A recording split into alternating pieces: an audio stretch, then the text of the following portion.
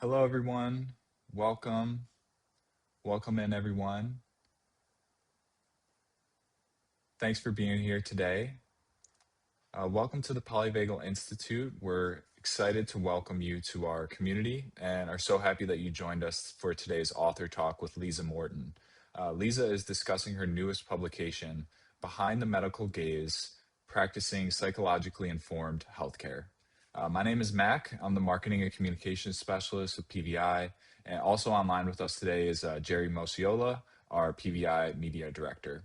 And we're all here to support your online experience during this session.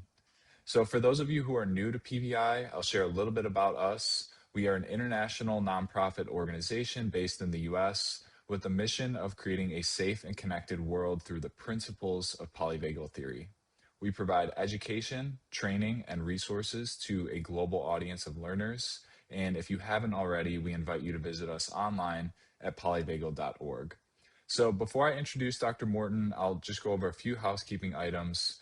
We are recording today's event and we'll be sending that out, the replay, within 48 hours. For cameras and your microphones, we invite you to turn your camera on if you feel comfortable doing so. However, we do ask that you please keep your microphone muted throughout the event unless specifically asked to unmute so that all attendees can hear the presentation.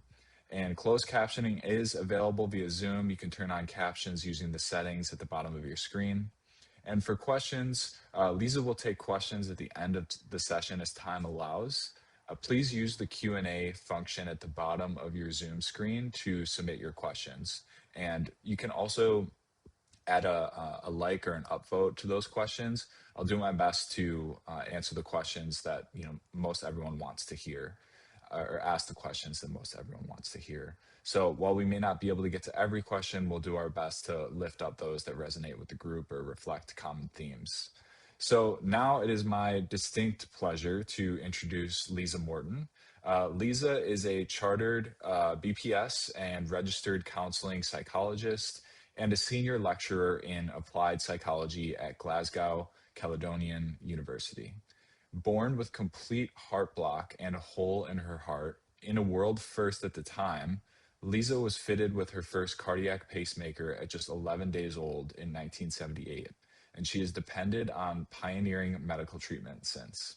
She is the co-author of Healing Hearts and Minds, a holistic approach to coping well with congenital heart disease. Please join us in welcoming Liza. Thank you. Hi, everybody. And thank you all so much for joining us today, whether that's live or whether that's kind of watching this back to hear about my new book, Beyond the Medical Gaze. So it's an honour to be here, and thanks so much to the Polyvagal Institute for hosting this session.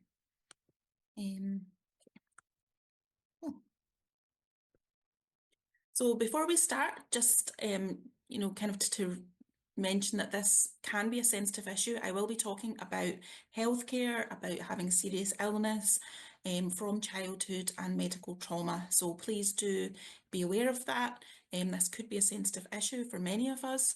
So just do what you need to do to take care of yourself and yeah, kind of make sure we're all looking after each other. So in terms of a little background, kind of what has motivated me to this work really very much is my own experience. So as Mac mentioned, my heart basically beats too slowly to sustain life. And back in 1978, when I was born, I was fitted with my first cardiac pacemaker. Back then, pacemakers were probably about the size of a matchbox and a baby's heart's about the size of a walnut. So there was a little bit of a mismatch there, and because they were pretty much designed for adults. So the doctors decided to kind of take a chance on me, and that required a type of open heart surgery that involved kind of bursting through the ribs and placing the device on my heart. This was during a really rapid time of innovation in paediatric cardiology. So we were effectively guinea pigs, and that first device failed. It had to be replaced within 24 hours. I had a stroke in between that temporarily paralysed part of my body. And by the age of just 7 years old, I'd had 5 of those types of open heart surgery. I spent a lot of my time in hospital. There's a picture of my hospital there. And kind of having lots of different investigations. I can remember a professor had to come from Glasgow University, and he kind of taught the team how to use these new pacemakers and how to interrogate them. So it was a difficult time. It was a very tenuous journey. My survival at that point wasn't certain, so my parents didn't really know, whether I would survive or not. And those pacemakers were set at a fixed rate, so that meant my heart rate couldn't go up or down. So that was obviously physically quite disabling. I wasn't allowed to take part in, for example, gym class at school, active play, dance lessons. So it had a kind of wider impact on my socialisation, feeling different, scars, and yeah, kind of just an active childhood. So many of the normalities of childhood weren't really available. I'm currently on my 11th pacemaker, and one of the although technology has advanced a lot, so if you think about how much computers have come on from the late 1970s to date, I think the year that I was born, the first computer was added to the White House, so that shows you kind of how far technology has come on. So those first pacemakers really were pretty much just a battery telling the heart to beat. Now they're much more sophisticated and things have moved on tremendously. I've even got a little device in my kitchen that speaks to my pacemaker over Wi-Fi and tells it, how things are going. However, there have been challenges for me in terms of accessing care. So as somebody who's dependent on pioneering treatment, there are additional challenges because you're having to advocate for yourself all the time to make sure that you get the specialist care that you need. And yeah, in many ways, I'm very fortunate. So children before me who required a pacemaker, not that long before me, had to carry an external battery pack around. And even kind of 10 years before that, they had to be plugged into the wall socket so they wouldn't be able to leave the hospital or even their bed. So in many ways, I am tremendously grateful for healthcare, and I wouldn't be here without it. But I have felt, even as a child, that it was very much survival focused and that my embodied experience was not always validated. So, for example, we were told that the heart was just a pump and I should be able to function relatively normally, and this just wasn't the case at all. Because my heart rate couldn't go up or down, it meant not only was I unable to take part in kind of physical activity, it meant I was physically sick if I got overexcited, my temperature control wasn't very good. I often felt dizzy and nauseous, and there were other kind of aspects of my care that didn't fit within the medical gaze, so therefore were not validated, and that was very confusing. So I went on and trained in psychology. In my teens, I started to develop kind of more nightmares. I'd always had nightmares about being in hospital as a child, but they got worse, and I started to have a lot of flashbacks about being in intensive care and other aspects of care as well. So, but there wasn't really any treatment back then. So while kind of medical care for me was always at the kind of forefront, the psychology and the kind of emotional support I needed kind of lagged behind that. So I studied psychology, really motivated to improve that, to find answers for myself, but also to advocate for others coming up. And currently I am a chartered counselling psychologist, and I also have a PhD by research and am involved in active research. And I'm a senior lecturer at Glasgow Caledonian University in Scotland, where I contribute to a practitioner training programme. So hopefully that explains my motivation for this work. And really, I'm not the only person, far from it, who is trying to navigate life with a health condition. In fact, long-term conditions affect a third of the global population. And we now know, that that's associated with a heightened risk of depression, anxiety, medically related post-traumatic stress, diminished life satisfaction and self-esteem. Furthermore, healthcare professionals themselves face occupational challenges to their emotional and psychological health that can result in burnout, compassion fatigue, vicarious trauma. And we've seen this particularly in light of the COVID pandemic and the stressors that our healthcare workers underwent there. And if our healthcare workers aren't in the best place, then that really can in turn negatively impact on patient care. And for me, there really is clear that current healthcare policy and practice poorly addresses the psychological and emotional well-being of both patients and practitioners. Why?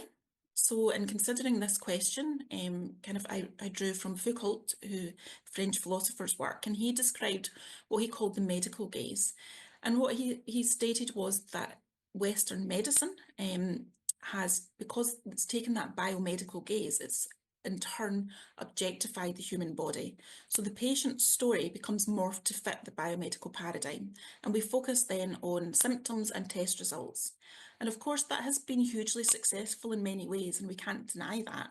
Life before modern medicine was incredibly brutal and short for many of us.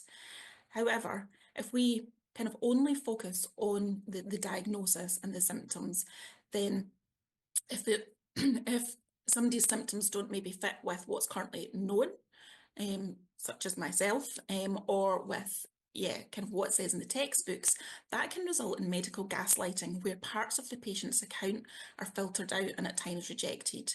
And often it's the more chronic and diffuse symptoms, such as chronic pain or fatigue, that are invalidated.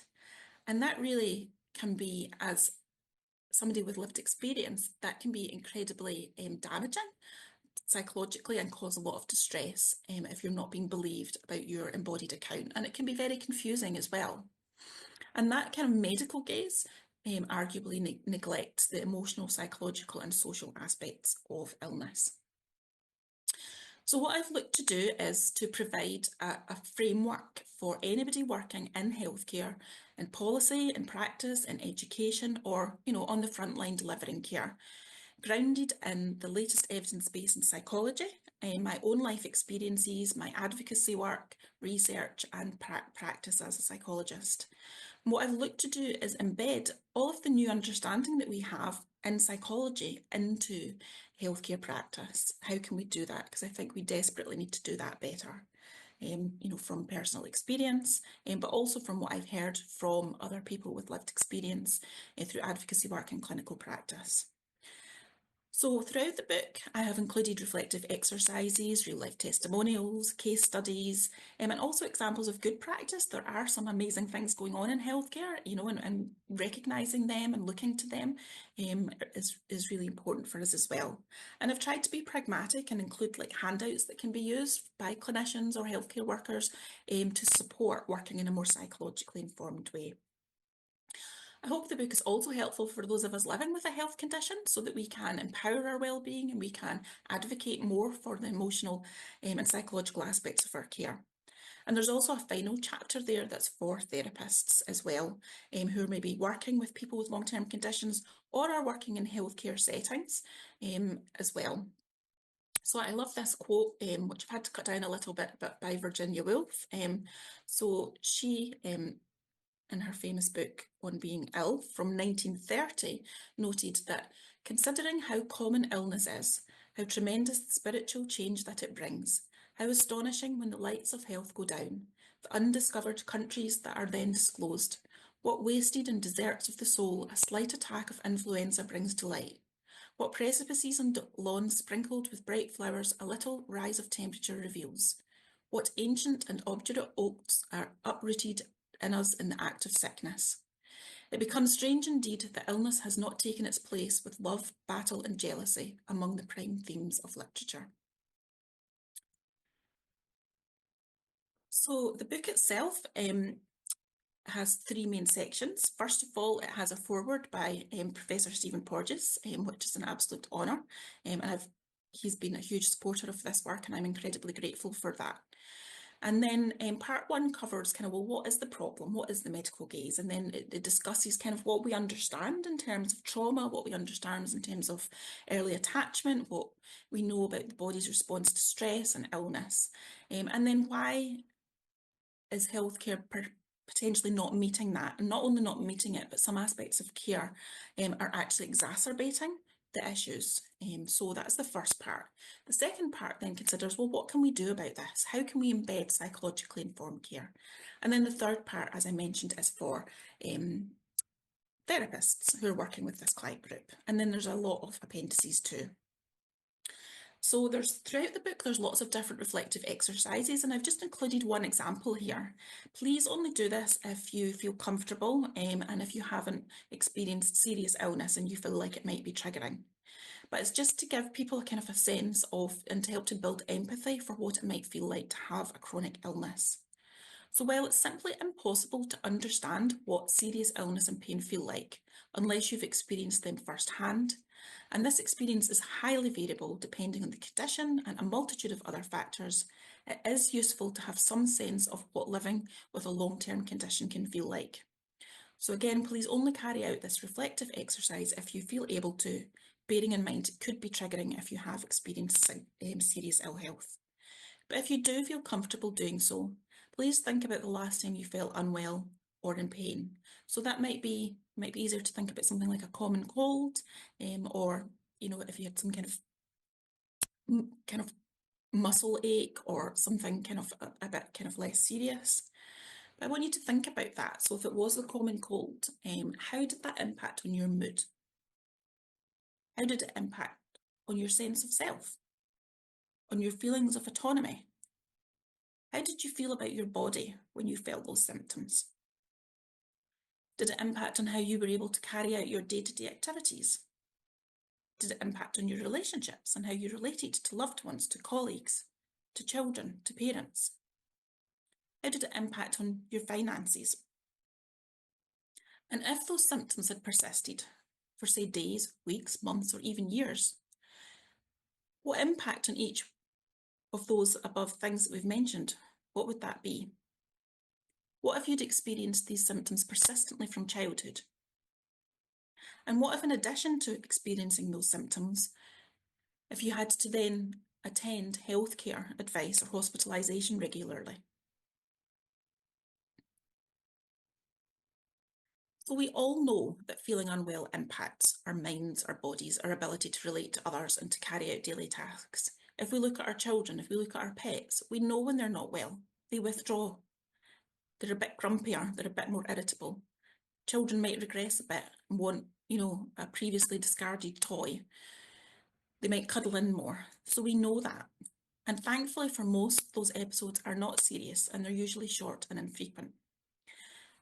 But for many of us, we have to learn how to manage those symptoms daily, over months, and for some of us for a lifetime. And it can at times feel overwhelming and relentless.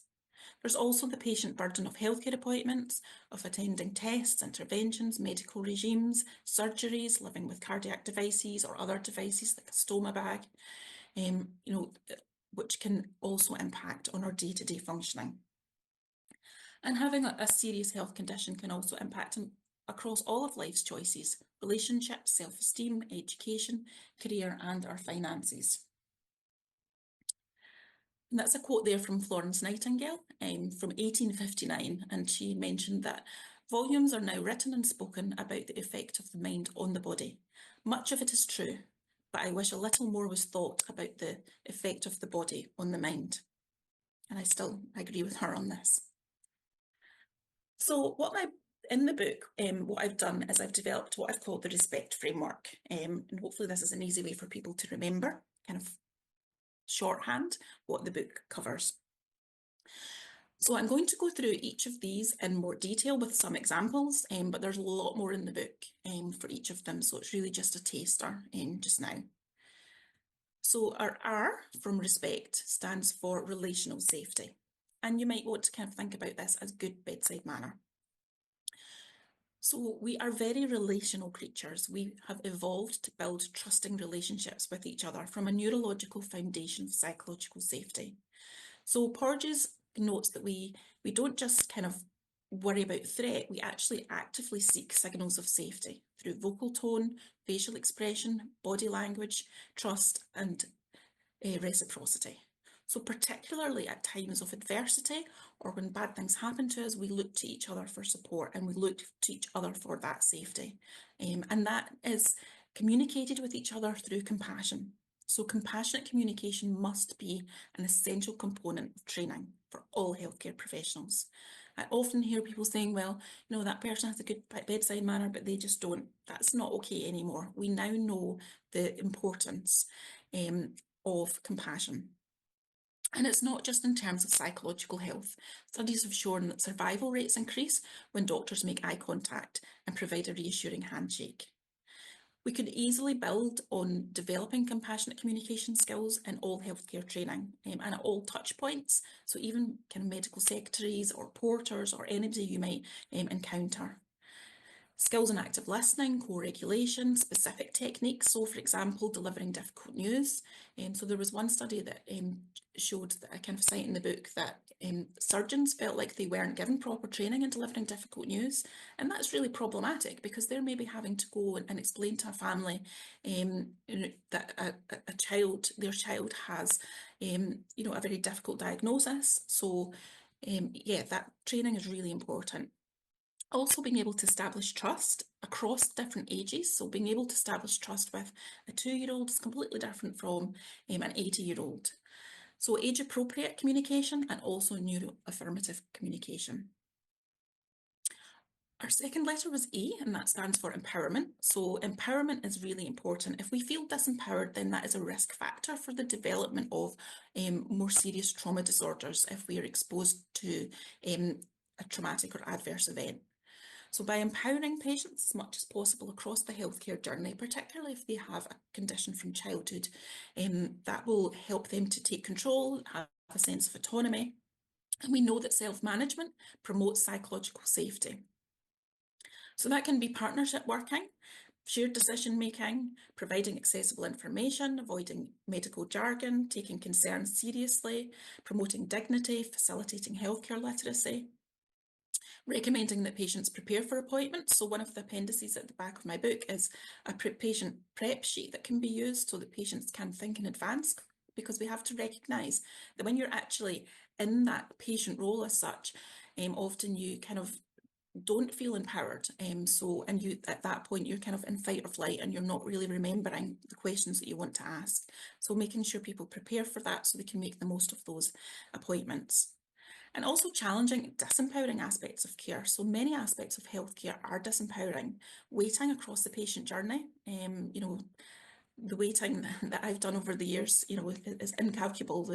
Even as a child, the amount of hours that we spent sitting, waiting outside my cardiologist's room, kind of with sticky toys, kind of other children, and then waiting across the journey. So kind of waiting for tests, waiting for results, then waiting to go back to the clinician to find out what they say about that. In an emergency, waiting an accident in emergency. So there's waiting everywhere. And yeah, epistemic injustice as well. So epistemic injustice kind of relates to not being able to know what's happening to you or know what is being said about you. So there are lots of examples of this. We don't even really have access to our own clinical records, especially in the UK. So, I can remember there being a big kind of pile of notes at the bottom of my bed as a child, but I wasn't allowed to look at them. And even now, recently, I found out I put in asked for access to my childhood clinical records, and I found out they'd all been destroyed without my knowledge or consent. So there's lots of stuff around kind of, even having that kind of epistemic information accessible to us. And holding and restraint, and I'll talk about that a little bit more. So a couple of examples from the book. So in the book, I do have kind of learning from research, learning from practical kind of practice. So this was one of the learning from research examples, and this pertains to our research that we did a number of years ago, where we looked at the impact of the backless hospital gown on patient well-being. Because for me, this came from my own lived experience. I took a selfie the last time I was in hospital of myself in the gown, because it felt like it was the most disempowering piece of clothing that I could have been put in at a point where I already felt very disempowered. And sure enough, we found that going into that gown was symbolic of going into the sick role, emotional and physical vulnerability, loss of control to medical professionals. And also people were saying that, they were very often being asked to wear the gown when they didn't think it was medically necessary. They struggled to put it on themselves. It was a one-size-fits-all. Often, they couldn't put it on themselves. So there are many kind of aspects that indicated it's not fit for purpose. So our S in our respect framework stands for soothing presence. So there can be medical interruptions to the child's innate need for the soothing presence of warm and responsive caregivers. All of us are primed to want to have or to need to have, there's a biological need to have your caregiver there when you are a small baby. And I've never really understood why, in everyday life, if a child falls and grazes their knee, the first thing they do is they run to mum or dad or whoever their caregiver is for, to be soothed. And yet somehow in hospital, children are often expected to manage that themselves, and there can be medical barriers as well. So if a child can't be breastfed, or if they're incubated, or if they have to have a G tube, so there can be lots of different barriers to that. And some of them we can't do anything about, but many of them we could facilitate and make better. Because we know now there's a growing literature showing that psychological difficulties are associated with childhood chronic disease. This is very common. But studies have also shown that, for example, parental holding of infants in the cardiac ICU improves hemodynamics. Touch and vocalization, so for example, mum singing to the baby, facilitates feeding and soothes distress. Skin-to-skin contact reduces mortality, infection, length of hospital stay, sleep organisation, and pain response as well. And one of the common themes that you might see through all of this work is that often people will say to me, oh, well, all of that sounds great, but we don't have the money or the time. But actually, when we look at the evidence base, we will see from a health economics point of view that a lot of this is actually life-saving, but also reduces the amount of time people are in hospital, adds to medical adherence. People are more likely to attend appointments. They're less likely to be reassurance seeking if all of these things are actually better managed at the time. And we know that social support is one of the most protective factors for our mental health across the lifespan. So having that soothing presence of loved ones, if the patient wants it, is really important across the lifespan. So I've seen a move in terms of when adolescents maybe go to sort of what's called transition. So when they move from paediatric to adult care, there's a transition process. And often there's this onus on them, okay, you've got to do it yourself now. And I question that, because of course you want to develop your own autonomy and take charge of your own health. But at the same time, if somebody developed an illness in their 40s or 50s, you wouldn't really expect them to attend healthcare appointments themselves.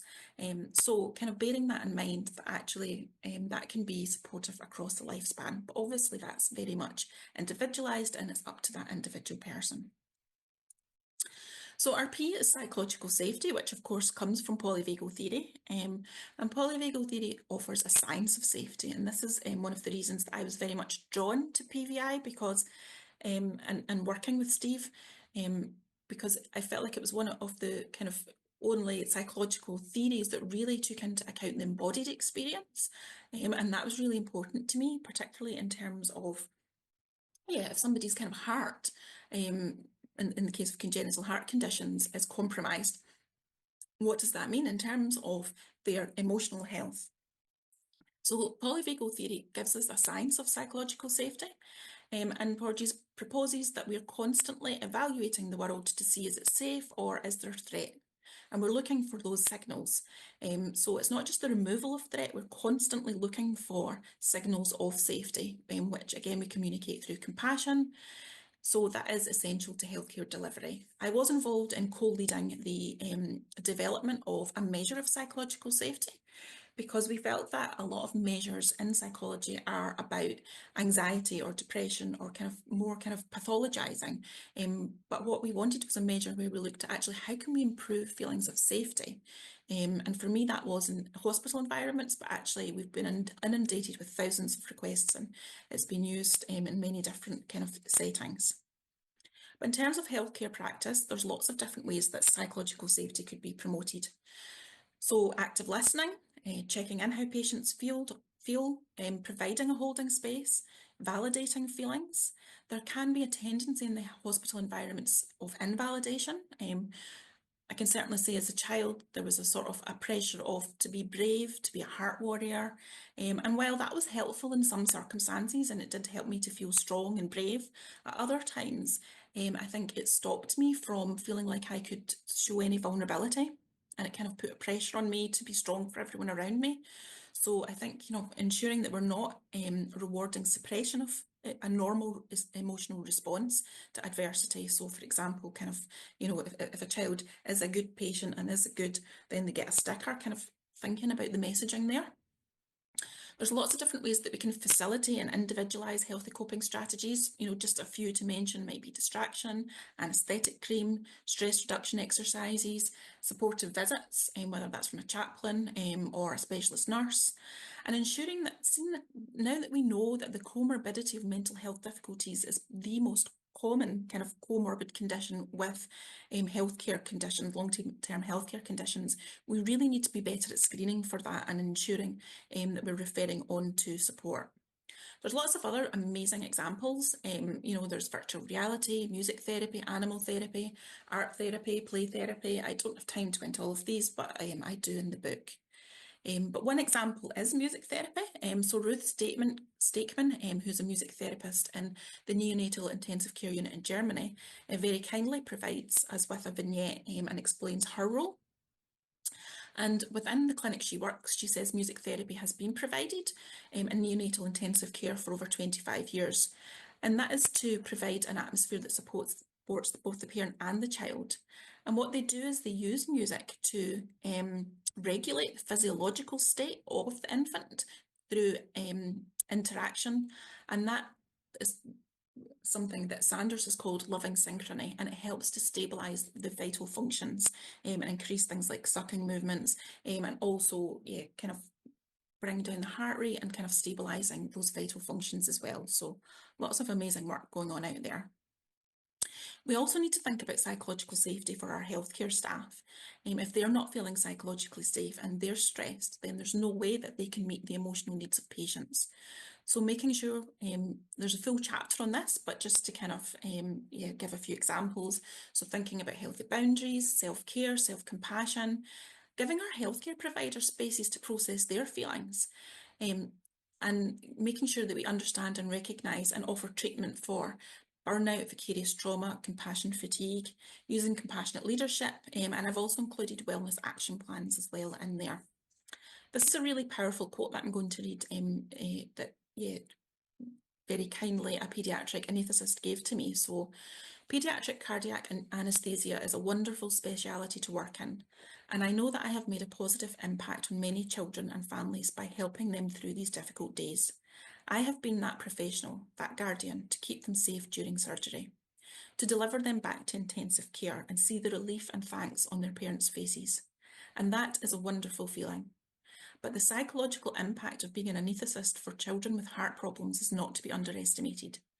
It is without doubt a job that comes with enormous responsibility and stress. I have been deeply affected by patient deaths that still upset me years later. I remember the child whose hand I held as they died, and every time I hear their favourite song on the radio, I cry. I remember the desperate face of the father in intensive care as he was told his baby would not survive. I remember the toddler who laughed as he went to sleep but didn't survive the surgery. Nobody remembers the anaesthetist, but we remember them. And I think that quote just reminds me, of how difficult this work is, and how really the way healthcare systems are currently designed, there isn't a reflective space, there isn't a space for our healthcare workers to process those emotions, and therefore how can they meet that in patients? So our E refers to environment. So healthcare environments are not healing. There is usually excessive noise. They can be harsh lighting. It can be really difficult environments to sleep. So for example, excessive sound and noise in ICU has been linked with potentially preventable patient outcomes, such as delirium, staff errors and dissatisfaction. Often routines are cater around staff. So when staff change shift, you often find, you get a thermometer in your ear at 5 in the morning when you've just fallen asleep, because that's when the shift change happens. Sleep, like I said, is notoriously poor. So there are lots and lots of different ways that we could have more healing environments that are calm, that offer more privacy, that limit disruptions to sleep. So using things like visual warnings instead of alarms, sound absorbing tiles, but also things like incorporating green space I spent a month in hospital when I had my last pacemaker replacement, and it was very difficult to access green space. I couldn't get outside at all myself. I had to wait until somebody visited, and then I was allowed to maybe kind of go down to the cafe outside, but there wasn't really any green space there either. And studies have shown that biophilia hypothesis that we need green space. That's part of our healing journey, and the healthcare settings that have incorporated that have been beneficial psychologically, not just for patients, but also for staff as well. Also thinking about neuroaffirmative spaces, so I've got a whole kind of section on that. And again, age-appropriate care. So, for example, often healthcare spaces are very much tailored to either young children or adults, but there's not really teen spaces as well. So again, this is another learning from practice example. So yeah, this was Ali Walker, who is a paediatric anaesthetist, and she spearheaded a redesign of the theatre space at the Children's Royal Hospital in Glasgow. So this was guided very much by the children themselves. They spoke to children with lots of different conditions, and they kind of took them through the theatre space, and they kind of noted what was scary and what didn't look nice, and they made it much more child friendly and raised money to create this beautiful mural. And there was also a little room, they call it the wee room, off the space where parents can go, and there's kind of muted lighting, and they can go there while their children's undergoing surgery, so they have a space where they can kind of manage that as well. So that's just another really good example of how things could be. So we're nearly there. Our C is cultural sensitivity. So patient-centred cultural sensitivity in healthcare involves recognising, respecting and responding to cultural needs of individuals as a vehicle to decrease healthcare disparities. So it's important to kind of recognise that long-term conditions are much more prevalent in lower socioeconomic communities and other marginalised groups.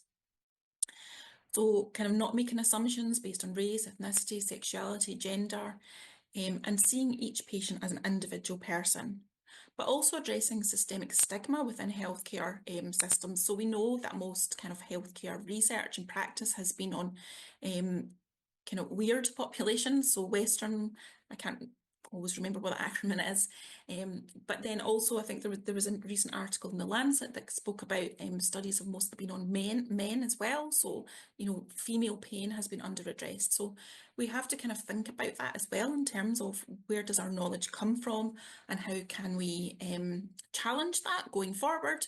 And yeah, a lot of that is also kind of shared through what they call the hidden curriculum, so role modelled from generation to generation. So our last letter is T, trauma-informed. So a trauma-informed kind of system recognises when somebody has been affected by trauma, and then collaboratively adjusts their approach to healthcare delivery for that.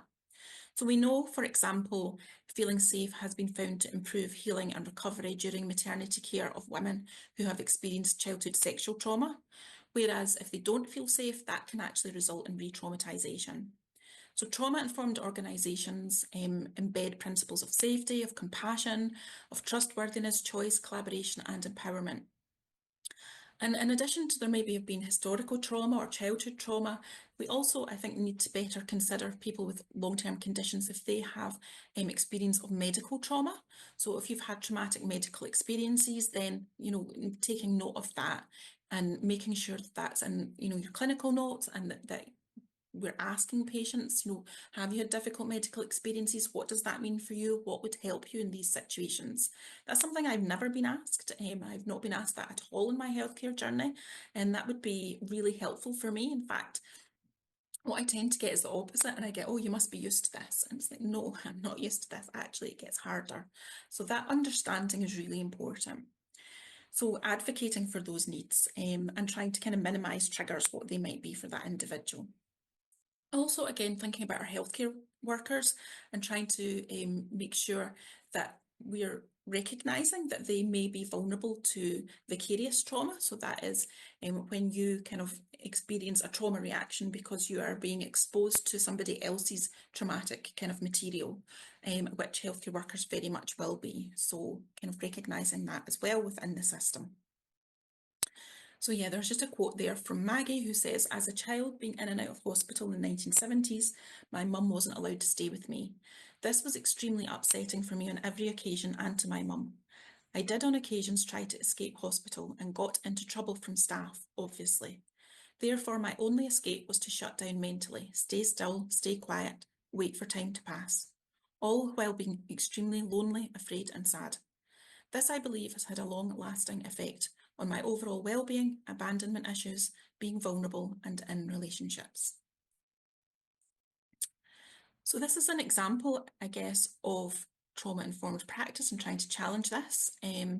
So this has been led by Professor Lucy Bray from Edge Hill University in England, because Lucy's work, her research showed that 81% of healthcare professionals were reporting that children were still being forcefully held, and often it's the parents that were asked to do the holding during medical procedures, either frequently or very frequently, to get procedures done quickly. But we know from psychology that that potentially could cause them to become scared of future procedures and contribute to post-traumatic stress. So Lucy has led on the development of this iSupport network, which I'm very proud to be part of. There's 40 of us internationally who have developed right-based standards for children undergoing healthcare procedures. So if you're interested in this, have a little look at the website, but it's very child-friendly. Children have been involved in the creation of these standards and also the materials that support them. And in that image on the left, the supported kind of acronym, that has been made into a lanyard that has been given to healthcare professionals so that they can have that for a quick check and make sure that they're following this procedure during kind of healthcare when there are children undergoing healthcare kind of interventions. So just finally, I mentioned there's kind of lots of appendices. I've tried to make it as practical as possible. So there's grounding exercises, somatic exercises that can be used by healthcare professionals to support their emotional health, but also for patients. Like I mentioned, there's the patient prompt sheet. There's kind of handouts on managing anxiety, on pacing, planning and prioritising for people with, for example, chronic fatigue, building resilience, the iSupport right-based standards, and there's also a copy of our NPSS, the Neuroception Psychological Safety Scale. And that's a lovely quote, from Alina, who is an Associate Professor of Paediatrics. And I do hope that the book will give healthcare professionals the courage to counter historical norms in medical education and practice. So thank you so much for listening. And I'm happy to take any questions. Thank you, Lisa. I said this before our call, but again, this work is so important and so needed. So thank you. And I look forward to reading your book. We do have a couple of questions that have come in. We have some time, hopefully, for you to answer those. One question from Leslie in the chat was, the recommendations do appear to be suitable for all. What additional issues were considered for the neurodivergent under the environment category? So yeah, that's a really good question. And I have drawn from Mary Docherty's work. So she has pioneering work, and she calls it the SPACE framework, which you've maybe come across, for supporting people with neurodiversity, particularly in healthcare settings. So yeah, I can't off the top of my head remember what that stands for, but it is included in the book, and it does talk about considerations that need to be made for people who are neurodiverse. So yeah, things like giving them more time to process information, thinking about, I think a lot of the stuff that we talked about in terms of psychological safety is applicable to kind of neurodiversity as well. So not having people wait too long, the unpredictability of, when's my appointment going to be? How long do I have to wait? Harsh lighting, too noisy, all of these things, really fit with that kind of neurodiversity as well. And also remembering that research has shown that if you are neurodiverse, then you are at increased vulnerability of developing kind of post-traumatic stress because of the additional kind of triggers and the impact that that might have on you. So it's important that clinicians are aware of that as well, and that they're taking that into consideration too. So yeah, that is kind of discussed and hopefully woven through the book. Thank you. And another question in the Q&A says, thank you, Dr. Morton, for your important work and such an important necessity of medical practice. You are a pioneer in every aspect of your work. may I Mhm. please ask how far or near you feel the respect model currently is in modern NHS practices? I mean, I think there's a lot of amazing work going on, and I think things have come a long way in the last 10 years. I can remember when I first started to talk about the psychological impact of living with a heart condition, and the response I would get was, "What are you talking about? It's a physical condition. You know, these are separate things." Whereas now, I meet a completely different response. So I think we are moving in the right direction. However, for me, it's too varied. It's too left to chance. It's too much. Well, that person has taken an interest in that area, or they're more psychologically minded, so they've got a psychologist in their team, and that's the bit that I would like to see it more standardised. I would like it to be not just seen as the soft stuff that's the extra icing on the cake, but actually a fundamental part of care. That this is non-negotiable. That this is really, we're at a point now where we understand so much about the science behind this and the economics behind it, that really we can't just be leaving it to chance anymore. It's not just bedside manner, it's really fundamental to practice, and it must become standardised and embedded. And as I've said, I would like to see all healthcare professionals, from surgeons to nurses to doctors, being trained in this. And I do think there's an appetite for that. I've presented to lots of different audiences. Um, I mean, I can remember just in the summer there presenting to some cardiologists, trainee cardiologists, and them saying, why is this not in our training? So I think there is an appetite there, but we just all need to be shouting a bit more. Thank you. And a question from Fiona in the Q&A. So many brilliant insights, really interested in embedding polyvagal theory in some new compassionate leadership programs that uh, Fiona is developing and delivering in a health board in Scotland. Connected greatly with your statement that safety is not simply the removal of threat. This Yeah. seems extremely pertinent in busy, stretched systems. Would love to hear your thoughts on how we can build in regular, meaningful check ins on psychological safety and how we talk to leaders about psychological safety via the lens of polyvagal theory in an accessible way. And they mentioned, it's a tough theory in places. So any tips for how we break that down, PVT down for our leaders? Yeah, thank you, Fiona.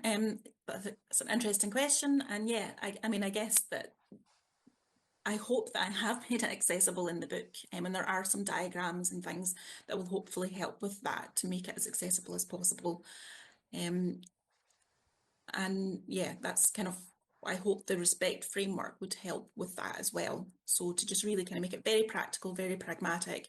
I mean, I think if you get into the technicalities of polyvagal theory, then yes, it can seem complex, but then I also think in some ways it's actually very accessible if you kind of use kind of hyper focus, and then feeling safe in the middle. And I often use that with clients, and you just kind of, yeah, use that kind of model.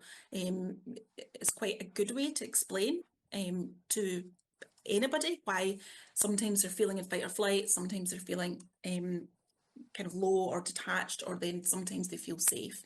And everybody knows what feeling safe means. So if you say to somebody, what helps you to feel calm, relaxed, engaged socially, and hopefully our measure can help with that as well. So using that measure, which is free to use for any kind of non-commercial kind of use, can help you to kind of track psychological safety over time or within certain environments. And yeah, absolutely, tracking that psychological safety for healthcare staff is really important. We want them to feel safe in their environments. And we know that one of the things that facilitates that is compassion. So that's why we kind of talk about compassionate leadership.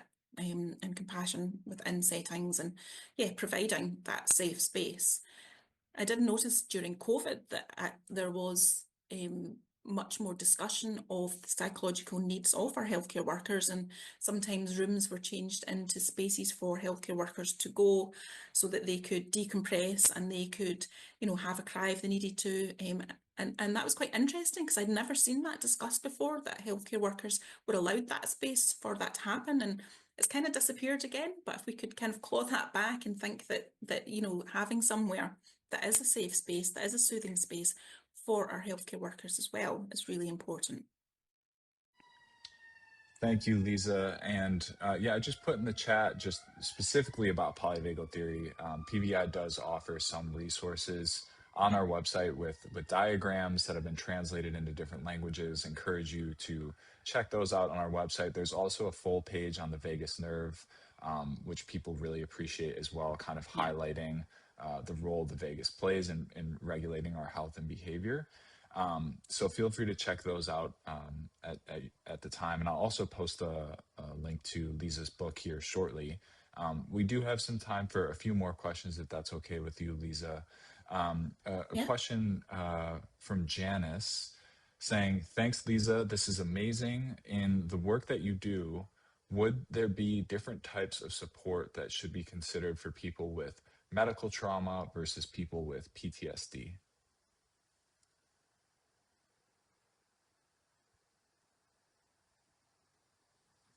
I need to think about that.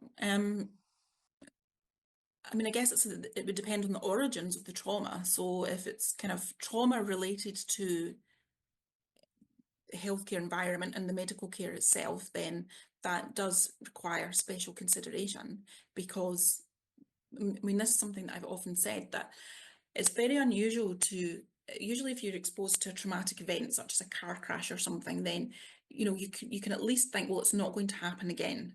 Whereas if you have a long-term condition, then somebody such as myself, I know I will always have to go back to the place where that adversity happened and did happen and has happened since childhood.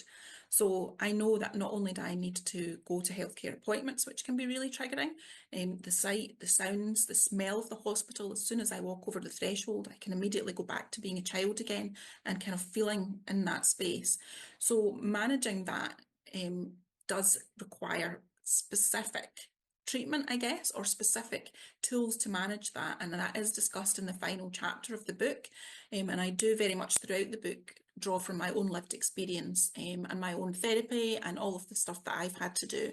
And how do I manage kind of going back to hospital because I have to. And I also have to live with the knowledge that I will need further heart surgery, as many people with long-term conditions do. So there's that sense of not only, it's not just historical, you're going to have to face that trauma again in the future.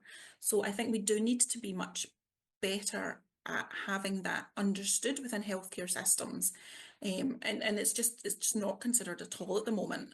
I was speaking to somebody a few weeks ago who's a nurse who worked in that kind of setting, and she'd said that if they could have some kind of flag system where it was almost on even children's clinical health records how many difficult medical experiences that they'd had, so that there was an awareness of this child just fallen off a swing and it's the first time they've been in hospital, or this child was born with a heart condition and they've had lots of different very difficult hospital experiences.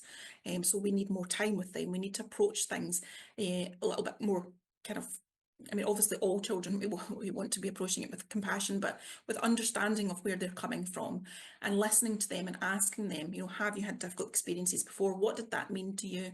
What would be helpful? Because it's not always what you think. So those triggers, understanding those individual triggers is really important. So yeah, I think if it's medical trauma, that all of that needs to be considered. Whereas if it's a different kind of trauma, then as in that example, it would depend on the specifics of that, but any trauma-informed care is really important. So generally understanding, this person's had traumatic experiences, this person has PTSD. So for example, there was a study that I had read, and it was childhood sexual abuse, and it was childbirth, and understanding that and understanding what that meant for that individual, and making sure that you're speaking to the patient, saying what matters to you, what's important to you, what would be re-triggering to you. But that takes time, and that's often what's not there in healthcare. But then there's a lot of time wasted as well, because you have multiple professionals asking for your history and your story, and that in itself can be quite traumatic, because you're having to retell the same kind of story again and again. So there can be inefficiencies in the system too that can be re-traumatizing. So yeah, I don't know if that answers your question, but hopefully, yeah, I think there would be slightly different approaches. Thank you, Lisa. And maybe space for just a couple more questions. Just a quick one from Leslie. Is the NPSS scale, is that suitable from age 16? So it's only been validated for 18 and above at present. So we don't have a child version at the moment, but it has been psychometrically validated by us, but also by independent researchers for 18 plus currently. We are looking to develop a shorter scale as well, so because it is quite long at present. So hopefully we will have a shorter version of the scale that'll be available as well. And yeah, hopefully in time it will be validated for younger populations, but at the moment, yeah, it is only 18 plus. Thank you. It's on the PVI website as well, I think. You can access it there. Oh, okay. Awesome. Thank you, Lisa. And Mhm. maybe our last question here, we'll see, but a question from Lynn saying, thank you so much. You have named what has been unnamed in my experience. I have had a serious chronic health condition for my entire adult life. I'm realizing that I don't think this is a question, but it's a nice sentiment nonetheless. So Lynn is saying, as a healthcare provider and a leadership consultant, I am inspired to consider how to integrate this in my work with clients and other healthcare providers. Your book is in the mail, and I cannot wait to dive in. Endlessly grateful. Oh, thank you. I can't wait to see it either. I still don't have a copy. Well, I did post your a link to your book in the chat, so feel free to check that Thank out. you. But I think those are all the questions that we have today. And again, on behalf of PVI and just the entire PVI community, I want to thank you for being here today, Lisa. Well, thank you so much for having me. It's an honor. Thank you. Yeah, absolutely. And as I mentioned earlier in this event, this recording will be shared with all of you within 48 hours, within 2 business days of this event's completion. So look out for that. And additionally, feel free to continue to visit us at polyvagal.org for more community events like this one, additional free resources for polyvagal theory and about the vagus nerve. And of course, we do offer courses as well if you'd like to take a deeper dive in your education. So thanks again for being here today. Thank you. Bye.